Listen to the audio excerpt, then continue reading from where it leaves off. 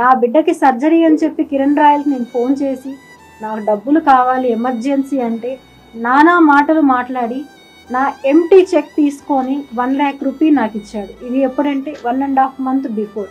Empty check, అది కూడా నేను ఎంటీ చెక్ ఇవ్వను అంటే లేదు ఎంటీ చెక్ కావాలి అని చెప్పి తీసుకున్నాడు. దానికి సాక్ష్యం అతనితో ఉండే వ్యక్తులే సాక్ష్యాలు, మా ఇంటి సీసీ కెమెరా ఫుటేజ్. ఆ తర్వాత అతను కాల్ చేసి నన్ను బెదిరించి చాలా అమానుషమైన మాటలు మాట్లాడి ఇంటికి వస్తున్నాను, ఎవరిని పిలుచుకుంటావో పిలుచుకో, ఏం చేస్తావో చేసుకో అని చెప్పి బెదిరించి అరగంటలో మా ఇంటికి వచ్చి నన్ను దారుణంగా కొట్టాడు. కొట్టి అక్కడ మిద్ది పైన కెమెరా లేదు కాబట్టి ఆ ఫుటేజ్ నేను ఇవ్వలేకపోయాను. నేను కొట్టి తిరిగి అతను ఎంతో హుందాగా మా ఇంటి మెట్లు దిగి అతను వెళ్ళాడు.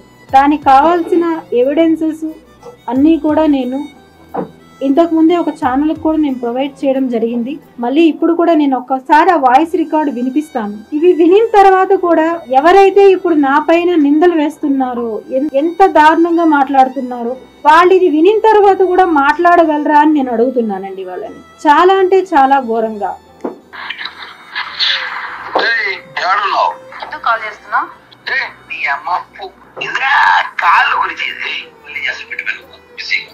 ఒకసారి డేట్ కూడా నోట్ చేసుకోండి, 27th.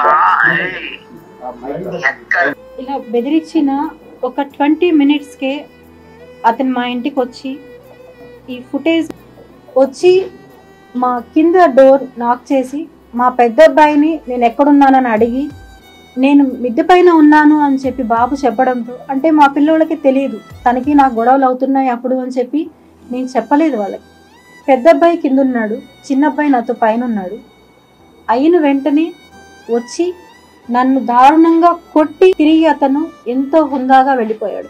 అతను ఆ రోజు చెప్పినట్టు అడిగాడు, నాకు చెప్పాడు, ఏ పోలీసుని పిలుచుకుంటావో పిలుచుకో, ఎవరు వస్తారో రాని నేను చూసుకుంటాను అన్నాడు. చెయ్యలేరు నేను ఎవరొచ్చినాను.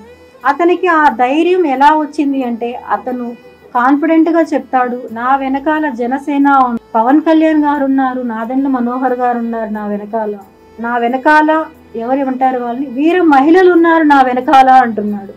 వీర మహిళలు పవన్ కళ్యాణ్ గారు, నాదెండ్ల మనోహర్ గారు, వీళ్ళందరూ కూడా అమ్మాయిల్ని మోసం చేయమని చెప్పి కిరణ్ రాయల్కి చెప్పారా? అమ్మాయిల్ని పవన్ కళ్యాణ్ గారు చాలా దృఢంగా చెప్పారు, ఎక్కడ ఆడపడుచు కష్టం వచ్చినా నేను నిలబడతాను అని. నేను 2 రోజులుగా పోరాడుతున్నాను.